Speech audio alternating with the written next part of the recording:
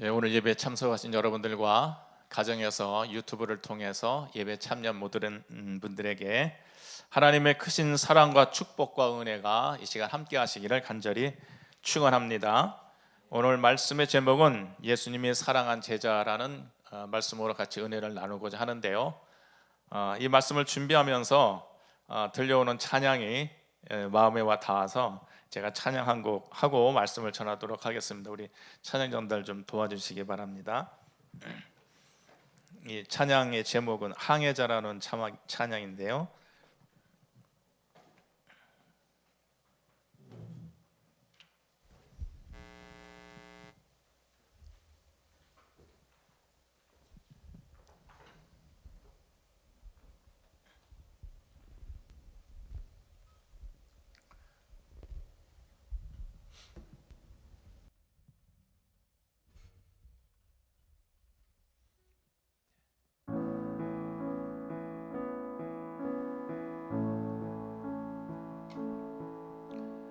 나 비로소 이제 깊고 넓은 바다 간다. 두려움에 떨고 있는 내 손을 주는 결코 놓치지 않으셨다. 비로소 이제 폭풍 뚫고 간다.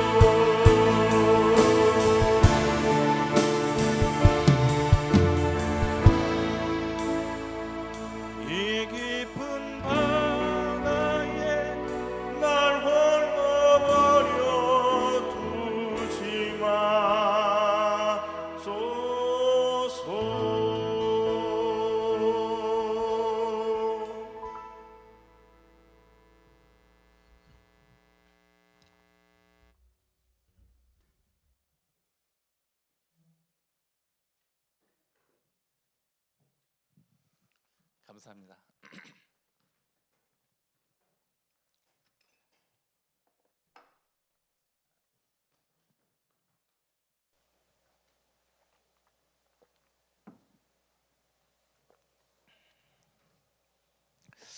제가 웬만하면 무대에서 안 떠는 체질인데 오늘은 좀 떨리네요.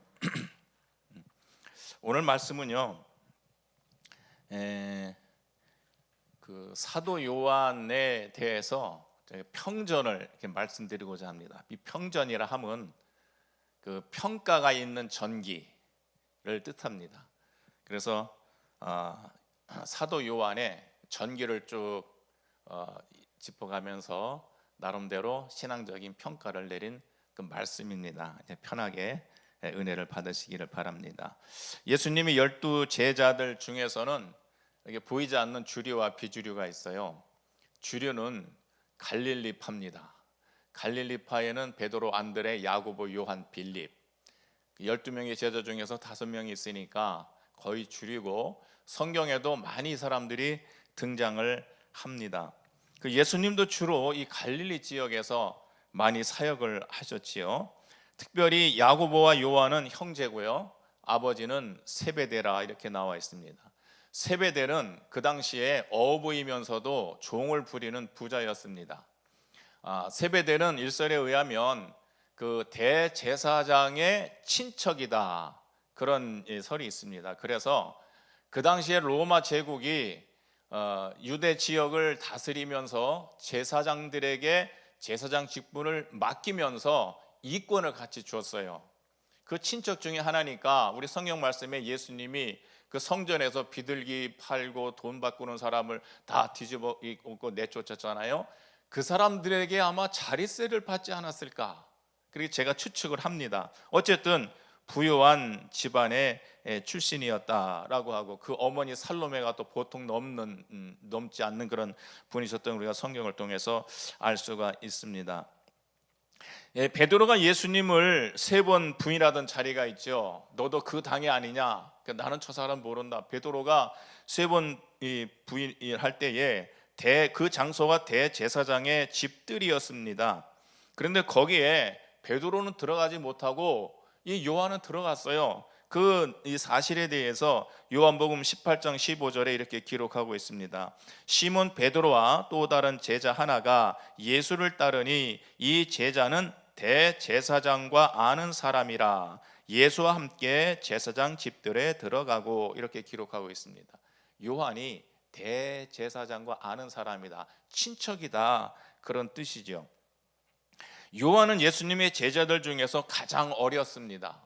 어떤 학자는 17살이라고도 하고 어떤 학자는 24살이라고도 이렇게 하는데, 어쨌든 가장 어렸기 때문에 예수님에게도 사랑받고 다른 제자들에게도 많은 사랑을 받았습니다. 우리 막내 하면서. 그래서 요한은 활동하면서 계속 예수님의 그 주변에, 그 무릎 언저리에 항상 머물러 있었고, 항상 예수님의 오른쪽에 있었던 모습을 볼 수가 있습니다. 마치 수행 비서처럼 예수님을 졸졸졸 이렇게 따라다닌 사람이 바로 요한이고요. 성경 모든 곳에 예수님이 등장하는 곳에는 요한이 항상 등장을 하고 있습니다. 예수님이 변화산에 올라가셨을 때도 그렇고, 성만찬 할 때도 그렇고, 겟셋마네 동산에서 기도하실 때도 그랬고, 예수님이 십자가에 못 박히실 때도 그 밑에 요한이 있었습니다. 그리고 예수님이 3일 만에 부활하셨을 때도 가장 먼저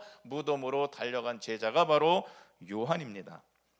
그러므로 이 요한은 가만히 생각해 보면 예수님이 혼자 하시는 말씀도 많이 들었을 것 같아요. 예수님이 공적으로도 많이 말씀하셨지만 혼자서도 뭐 이런 얘기를 하셨을 텐데, 요한은 그 얘기를 다 들었고 예수님의 호흡까지도, 예수님의 채찍까지도 맡았던 가장 지근거리에서 예수님을 이렇게 볼 수 있었을 것이다 생각이 됩니다. 그 증거가 요한복음 11장 35절에 보면 나사로가 죽었을 때에 예수님이 보면, 요한복음 11장에 보면 예수님이 눈물을 흘리시더라, 그런 기록이 있어요. 그런데 이 말씀은 다른 복음에서는 안 나오고 요한복음에서만 나오는 거 보면 요한이 그 가까이에서 요한만 보았구나, 그러니까 예수님의 가장 그 내면적인 그런 모습, 인간적인 고뇌 이런 것까지도 다 공감하고 느꼈을 것 같아요. 예수님이 이 공생의 일을 하시는데 예수님의 가족들이 예수님을 인정을 안 해요.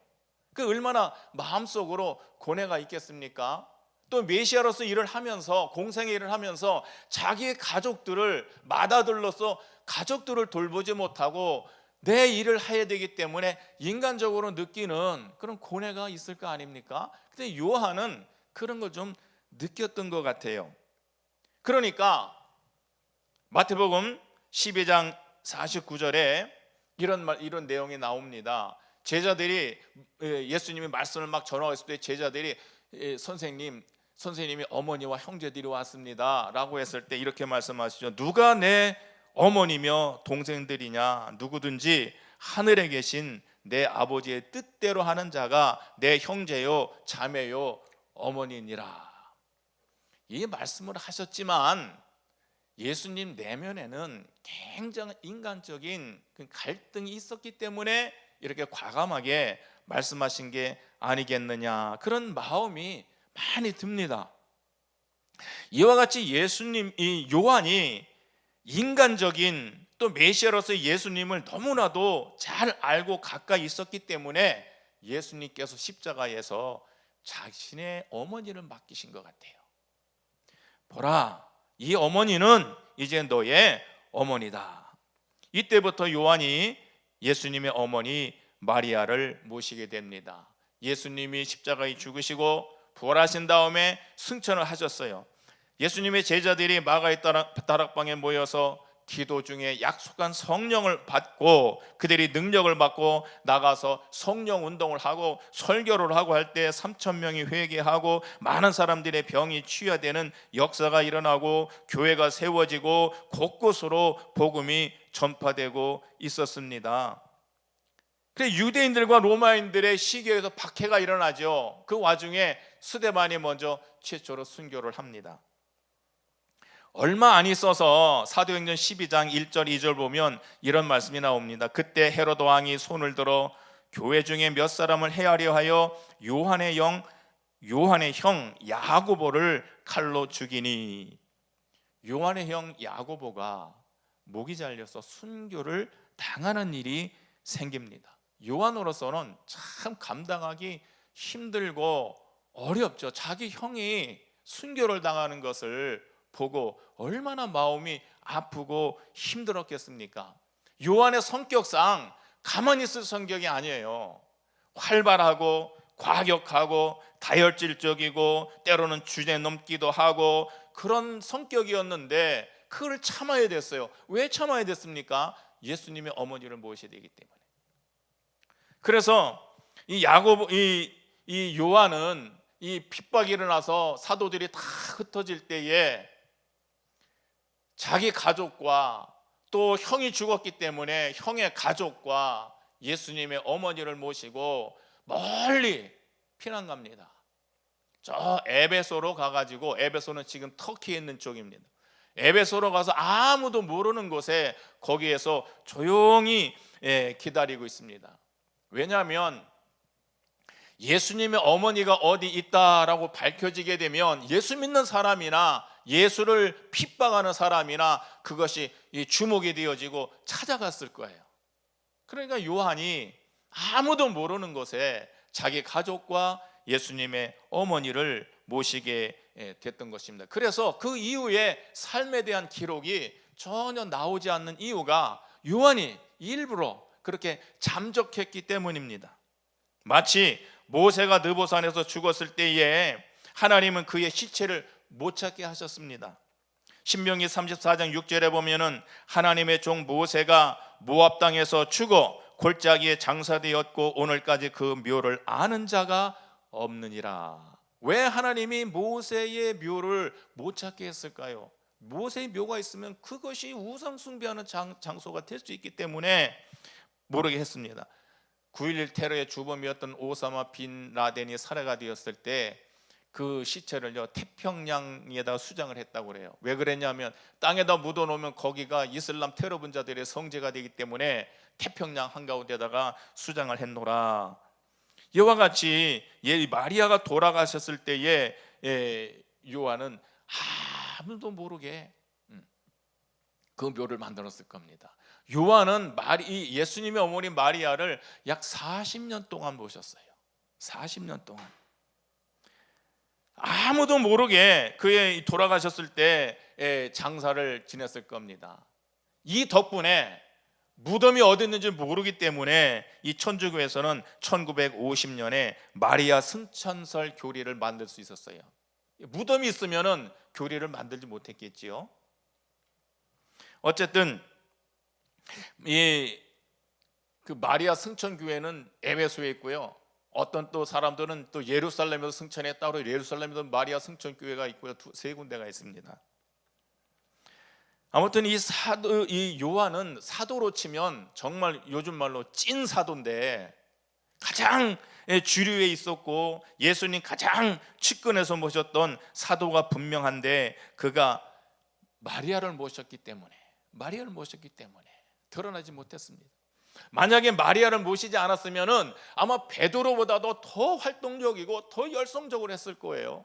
왜냐하면 더 많은 것을 알고 예수님에 대해서 더 비밀스러운 걸 알고 활동도 많고 엄청난 그 다혈질이었고 과격했기 때문에 오죽하면 예수님이 너는 보아노게다 우레의 아들이라 할 정도로 얼마나 열정적인 사람이었겠습니까? 그런데 그렇다면은 수제자가 되었을 텐데 예수님께서 요한에게 마리아를 맡기면서 침묵을 시켰어요. 너는 잠적해서 침묵해라. 그러므로 요한은 알려지지 않은 외딴 곳에서 오랫동안 침묵하면서 참고 기다리면서 생활을 했습니다. 마리아가 나이가 들어 돌아가실 때까지 정말 침묵 속에서 살면서 소식은 다 듣겠죠. 궁금하니까. 자기의 같이 활동하던 모든 그 형제들은 나가서 교회를 세우고 전도를 하고 복음을 전파하고 많은 사람들을 회개시키고 복음을 전파하고 막 이런 소리 들려올 때 그 마음이 얼마나 뛰었겠어요. 야, 나도 가서 해야 되는데, 나도 가서 복음을 전파하고 나도 가서 예수님에 대해서 얘기를 하고 나도 성령의 이름으로 세례도 주고 병도 고치고 이런 하나님의 나라를 선포해야 되는데 지금 여기서 아무도 모르는 곳에서 있어야 되니 마음이 얼마나 뜨거워졌겠어요? 근데 시간이 흐르고 나니까 그다음부터 무슨 소식이 들려옵니까? 베드로의 순교 소식이 들려옵니다. 로마에서 십자가에 거꾸려 박혀 순교하셨다. 안드레는 그리스에 가서 X자 십자가에 박혀서 돌아가셨다. 이 소식이 하나씩 들려옵니다. 빌립은 소아시아에서 기둥에 매달려서 순교를 했고 또 시몬은 페르시아에서 톱에 쓸려서 순교를 당했더라. 그럼에도 예수를 부인하지 않았다. 마태는 에디오피아에서 삼지창에 찔려서 순교를 당하고 도마는 인도 남부 지역에서 피부가 벗겨지고 망치에 맞아서 순교를 당했더라. 이런 소식이 하나씩 들려올 때마다 가슴이 찢어지죠. 가서 한번 치료도 못 해주고 위로도 못 해주고 그걸 기다려야 되는 거예요. 그래서 마음속으로 나도 저렇게 복음 전하다가 죽어야 되는데, 나도 예수 그리스도를 위해서 이 복음을 선포하다가 저렇게 장렬하게 죽어서 하나님 앞에 가야 되는데 내가 어떻게 하나님 앞에 무슨 낯으로 배울고, 그런 생각이 들었을 거 아니겠습니까? 그런데도 하나님은 그를 계속 침묵시켰습니다. 3년 동안 같이 예수님과 더불어 말씀을 듣고 동고동락하던 모든 제자들이, 모든 믿음의 형제들이 다 순교를 당하는 것을 들으며 슬픔과 고통과 말할 수 없는 마음속에 괴로움이 임하고 있는데도 요한은 참고 또 참고 인내하고 기다리고 모든 슬픔과 고통을 자기 내면에 다 받아들이고 침묵을 하면서 하염없이 기다리면서 주님과 기도로만 교통을 합니다. 바로 그때에 로마 11대 황제인 도미티아누스가 즉위를 합니다. 이 도미티아누스 황제는 아버지 베스파시아누스의 둘째 아들인데요, 형인 이 티투스라고 하는 형이 물려받았는데 이 형이 아들이 자녀가 없이 얼마 안 있다가 죽었어요. 그래서 동생인 이 도미티아누스가 황제가 되었는데요, 이 도미티아누스는 공식적으로 기독교를 굉장히 많이 박해한 왕입니다. 특별히 이 왕은 자기를 우상시하고 신성시하는데 아주 심혈을 기울였어요. 내가 곧 신이다. 자기를 신성시하는데 신격하는데 아주 열을 올리는데 가장 방해되는 인간들이 누구겠습니까? 기독교인들이에요. 그래서 기독교인들을 박해하기 시작합니다. 기독교인들만이 황제가 신이라는 것을 부인합니다. 목숨까지 버리면서도 그걸 인정하지 않습니다. 그래서 어떻게 하면 이 사람들을 잠잠케 하고 나를 신격화시킬까? 부하들에게 물어보니까 한 부하가 얘기합니다. 황제시여, 예수님의 제자들은 다 순교당해서 죽었는데 한 명 남았습니다. 그게 누구냐? 요한이라고 하는 사도인데 지금 다 늙어 있는데 저 에베소에 있습니다. 그래, 그럼 그를 데려오너라. 내가 그 사람을 꺾어야 로마에 있는 기독교인들이 좀 잠잠할 것 같다. 그래서 요한을 에베소에서 압송을 해옵니다. 90여 넘은 노인을 압송해 와가지고 이 도미티아누스가 요한에게 협박도 하고 달래기도 하고 하면서 자기의 신성을 인정해 줄 것을 요구를 합니다. 이 요한이 그걸 인정을 하겠어요? 도미티아누스가 다 늙은 이제 90이 돼 있는 그 노인이 앞으로 오는 걸 보면서 저렇게 초라한 노인네가 예수님의 제자라는 거야 하면서 눈이 딱 마주치는 순간 그 뭘 느꼈어요? 이건 아무 기록에도 나오지 않지만 내가 그 입장이라면 요한을 보는 순간 요한에서 나오는 그 눈동자에서 오는 그 위엄과 영적인 카리스마에 주눅이 들려서 내가 신격화하려고 했던 것이 얼마나 초라한 모습인가, 아마 그걸 느꼈을 거예요. 그 위엄에 압도당했을 겁니다. 반대로 요한의 입장에서 보면 나도 이제 드디어 우리 베드로 형님처럼 나도 순교를 당하는구나. 하나님께 영광이다. 내가 이런 날이 오기를 얼마나 기다렸던 거 하니까 얼마나 침착해지고 얼굴에서 빛이 났겠어요. 도미티아누스가 그걸 보다가 그냥 기가 질려버린 거예요. 그러니까 여봐라, 차마 나이 든 사람을 목을 베어 죽일 수도 없고 독을 가져오너라. 그래서 독사발을 가져왔습니다. 한 모금만 마셔도 즉사하는 그 독사발을 가져왔는데 이 독사발을 저 노인에게 먹여라. 그래서 이 요한이 이 독사발을 받아 들고 마시려고 합니다. 그때 마음속에 무슨 생각이 들었겠어요? 이거 순전히 제 생각입니다. 예수님이 겟세마네에서 동산에서 기도하시던 모습이 떠올랐을 거예요. 예수님이 자기에게 다가올 이 고난의 쓴 잔을 생각하시면서 주여, 이 잔을 내게서 지나가게 하옵소서. 그러나 내 뜻대로 마옵시고 아버지의 뜻대로 하시옵소서. 또는 예수님이 승천하시기 전에 너희는 온 천에 다니면서 만민에게 복음을 전파하라. 믿고 세례를 받는 사람은 구원을 얻을 것이요 믿지 않는 사람은 정죄를 받으리라. 믿는 자들에게는 이런 표적이 따르리니 곧 그들이 내 이름으로 귀신을 쫓아내며 새 병언을 말하며 뱀을 집어올리며 무슨 독을 마실지라도 해를 받지 아니하며 병든 사람에게 손을 얹은즉 나으리라. 내 생각에는 감사기도 하고 독배를 들었을 것 같아요. 독배를 마십니다. 한 모금만 마셔도 입에 거품을 물고 피를 토하며 죽는 독인데 꿀꺽꿀꺽 마시는데 죽질 않아요.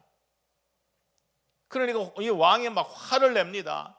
독을 가져오라 그랬지 물을 가져오라 그랬느냐? 황제시여, 이거 독입니다. 그래서 요한이 황제를 쳐다보면서, 여러분 제가 하는 얘기는 지금 성경에 있는 얘기가 아니에요. 사도행적이라고 하는 그런 성경 말씀에 성경을 해석해 주는 그 내용에 나와 있는 내용인데, 제가 생각해도 그랬을 것 같아요. 그래서 요한이, 그 황제가 이렇게 얘기를 합니다. 여기 죄를 지어서 이제 사형받게 될 사형소가 있습니까? 있다. 그를 좀 데려오십시오. 그 데려왔어요. 그 죄인에게 요한이 마시던 이 독약을 마셔 한 모금 남았습니다. 요한이 다 마시고 한 모금 남았는데 여기다 물을 좀 더 타시오. 그럼 물을 타가지고 이 죄인에게 줬습니다. 죄인이 딱 한 모금 마시더니 정말 이 입에서 피를 토하면서 즉사했습니다. 그리고 황제가 놀라는 거예요. 그때 요한이, 이 사람이 자기 죄로 인해서 이 독을 먹고 죽었으니 이 사람의 죄가 사해졌습니까? 그대로 있습니까? 그리고 황제가 얘기합니다. 죽었으니 그 사람의 죄는 지금 없다. 요한이 다가가서 머리에 손을 얹고 기도합니다. 하나님, 이 영혼을 불쌍히 여기시고 이 생명을 거두지 마옵소서. 기도하고 나니까 일어나는 거예요. 그러니까 요한이, 이제 너의 죄가 사해졌으니 가서 다시는 죄를 짓지 마라 하고 보냈다는 그런 내용이 있습니다. 왕이 거기에 질려가지고 차마 죽일 수가 없어요. 그래서 이 늙은이를 유배를 보내라. 그래서 반모섬에 유배를 가게 되는 겁니다. 이게 반모섬에 유배를 가요. 근데 반모섬에 유배를 가면서 이 요한에게 고민이 하나 생겼습니다. 이게 무슨 고민일까요? 이제 나의 죽을 날이 점점점 다가오는데 요한이 이 영향을 끼치고 있던 아시아의 7교회에서는 예수님이 언제 오실까 손꼽아 기다리고 있어요. 손꼽아 기다리는 게 뭐냐 하면 요한이 죽기 전에 예수님이 오실 것이다 라고 아주 철저하게 믿고 있었습니다. 그러니까 사람들은 요한이 언제 죽나 여기에 관심이 있어요.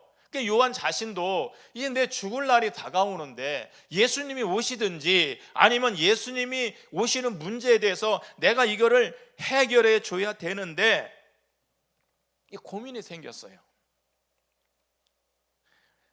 여러분, 요한복음 21장이 요한복음의 마지막 장이에요. 거기 보면 무슨 내용이 나오냐면 예수님을 3번 부인한 베드로를 만나서 예수님이 이렇게 물어보시죠. 내가 정말 나를 사랑하느냐? 예, 내가 주님을 사랑하는 주님께서 하십니다. 나의 양을 먹여라. 2번 물으시죠. 내가 나를 사랑하느냐? 내 양을 치라. 정말 내가 나를 사랑하느냐? 주님이 아시지 않습니까? 그럼 내 양을 먹이라. 이렇게 말씀하시는 내용이 나오죠. 그리고 그 후에 18절에 아주 의미 있는 말씀을 하십니다. 내가 진실로 내게 이르노니 젊어서는 내가 스스로 띠를 띠고 원하는 곳으로 다녔거니와 늙어서는 내 팔을 벌리리니 남이 내게 띠를 띠우고 원치 않는 곳으로 데려가리라. 그때에 베드로가 예수께 여짜오되 예수님, 주님 품에 의지하던 이 사람은 어떻게 되겠삼나이까? 라고 하고 질문했을 때 예수님께서 의미심장한 대답을 하십니다. 내가 올 때까지 그를 머물게 하고자 할지라도 내게 무슨 상관이 있느냐? 너는 나를 따르라. 이 말씀, 내가 올 때까지 그를 머물게 하고자 할지라도.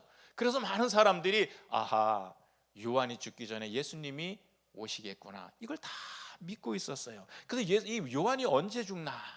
그 요한도 자기의 죽음이 다가오면서 이거 이 사람들에게 어떻게 해결을 해 줘야 될 텐데 고민이 깊어갑니다. 그래 반모섬에 유배되어 있으면서 이 고민 때문에 하나님 앞에 간절히 기도할 수밖에 없죠. 한참 기도하는데 드디어 하늘이 열립니다. 하늘이 열리면서 하나님께서 이 요한에게 장차 일어날 모든 일들을 다 보여주십니다. 다 보여주시면서 바로 그때 하나님께서 이것을 자세하게 기록하라. 이것이 요한계시록이에요. 요한계시록 1장 9절 말씀에 보면 이런 말씀이 있습니다. 나 요한은 너희의 형제요 예수의 환난과 나라와 참음에 동참하는 자라. 하나님의 말씀과 예수의 증거를 인하여 반모라는 섬에 있었더니 주의 날에 성령이 감동되어 가로되 너 보는 것을 책에 써서 에베소, 서머나, 버가모, 두아디라, 사데, 빌라델피아, 라우디기아 7교회에 보내라. 4년 동안 계시받은 것을 보내준 이것이 요한계시록입니다. 4년 동안에 명상하고 묵상하고 계시 받아서 다 보내고 나니까 4년 후에 유배에서 풀려났어요. AD 96년에 이 도미티아누스 황제가 자기 시종에게 암살당해서 죽습니다. 도미티아누스가 죽으니까 요한도 유배에서 풀려났어요. 그래서 밀레토로 갔다가 밀레도에서 다시 에베소로 들어가서 거기서 생을 마지막을 보냅니다. 이 에베소에 돌아온 요한이 가만히 생각해 보니까 자기의 삶의 순간순간에 하나님의 너무 은혜였고 섭리였으며 그 사랑이 얼마나 넘쳐났는지 참 감당할 수가 없었습니다. 하나님께서 예수 그리스도를 통해 나에게 구원 주시고 은혜 주신 것도 감사한데, 나의 스승 예수님께서 나를 이곳에 보내서 그 40년 50년 동안 기다리고 침묵하고 주님과 영적으로만 계속 교통했던 것이 그 얼마나 큰 사랑이고 큰 은사고 많은 활동과 업적을 쌓는 보다도 귀하고 복된 것인지 그때 깨달은 거예요. 이것이 하나님의 사랑이었구나. 이것이 정말 예수님께서 나를 사랑하셨기 때문에 결정하셨고 나에게 그걸 맡기셨던 것이구나. 그 예수님의 사랑을 느낀 거예요. 그래서 그 느낀 것을 쭉 기록해낸 것이 요한복음이고 요한 1, 2, 3, 4입니다. 이 요한의 복음은 요한이 제자들과 같이 활동했던 모든 활동과 제자들의 순교와 교회가 세워지고 박해당하는 것과 이 모든 것을 복음서를 읽고 듣고 하면서 자기가 느낀 것, 은혜 받은 것, 이것을 뭐 사실을 기록하는 것이 아니라 은혜의 기록을 쭉 해온 것이 요한복음이고 요한의 이 모든 1, 2, 3, 4 기록입니다. 그래서 이 요한복음은 공관복음과 내용이 좀 틀려요. 그럴 수밖에 없는 거예요. 모든 것이 하나님의 사랑이었다. 사랑은 여기 있으니 우리가 하나님을 사랑한 것이 아니에요. 하나님이 먼저 우리를 사랑하신 것이다.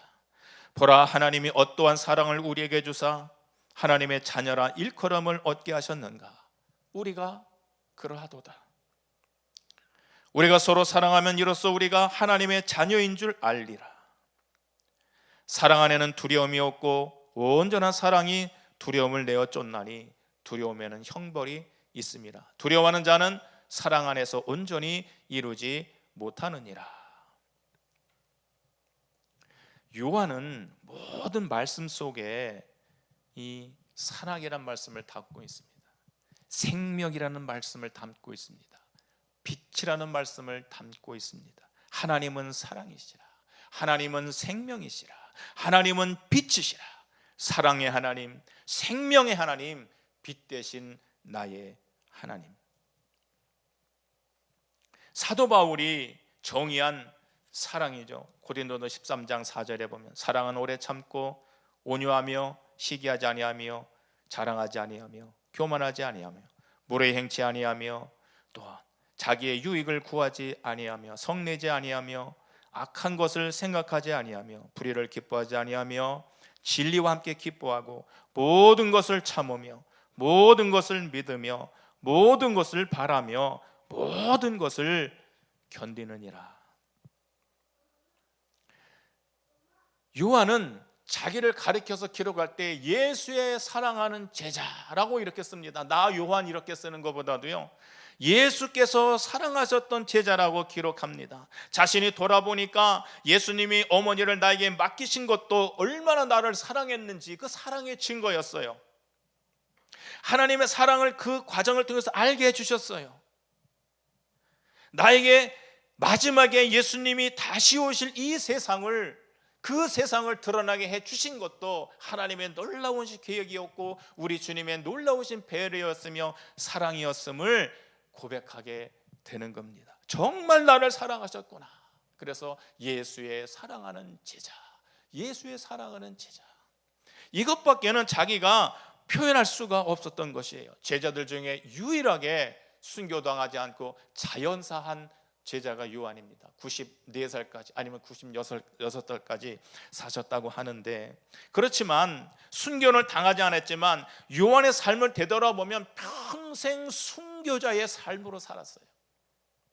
살아있는 자체가 순교의 믿음으로 살았습니다. 제자들과 같은 화려한 활동이나 업적은 없어도 평생 동안 참고 인내하고 기다리고 묵상하고 오직 주님과만 교통하는 그 삶을 통해서 마지막 속사도 시대를 시작하는 시점에서 모든 교우들에게, 믿는 하나님의 자녀에게 사랑이 무엇인지, 믿음이 무엇인지, 말씀과 생명과 빛이 무엇인지 말씀을 다 정리해 놓으시고 떠나신 거예요.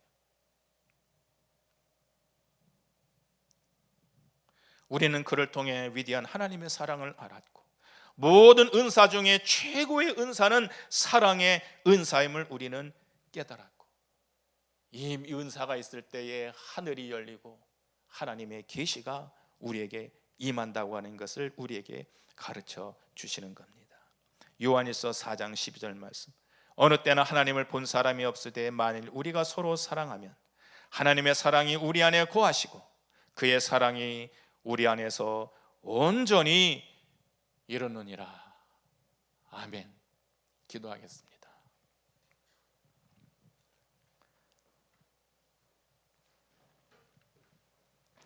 죄로 죽을 수밖에 없는 인생임에도 불구하고 그 크신 사랑으로 우리를 구원해 주셨으며 주님의 제자 삼아 주시고 구원받은 백성 삼아 주시며 너는 내 아들이라 너는 내 딸이라 보증해 주신 우리 주님 감사합니다. 사도 요한의 일생의 삶을 통해서 우리에게 교훈을 주시고 믿음을 주시고 하나님이 사랑이셨음을 세밀하게 우리가 모르는 것까지도 장래일까지도 계획하시고 준비하셨던 그 사랑 늘 감사하며 믿고 의지하게 하여 주시옵소서. 오늘 예배드리는 이 배화교회에 속해 있는 모든 하나님의 자녀들에게 요한과 같이 주셨던 은혜가 항상 넘쳐나기를 간절히 바라고 원합니다. 승리의 삶을 살게 하여 주시옵소서. 내가 이룬 것이 보이지 않고 손에 잡히지 않는다 할지라도 기다리고 인내하고 주님과 교통하며 늘 믿음 안에 사는 것이 얼마나 귀하고 복된 것임을 알고 믿고 감사하는 생활하게 하여 주시옵소서. 예수님의 이름으로 간절히 기도하옵나이다. 아멘.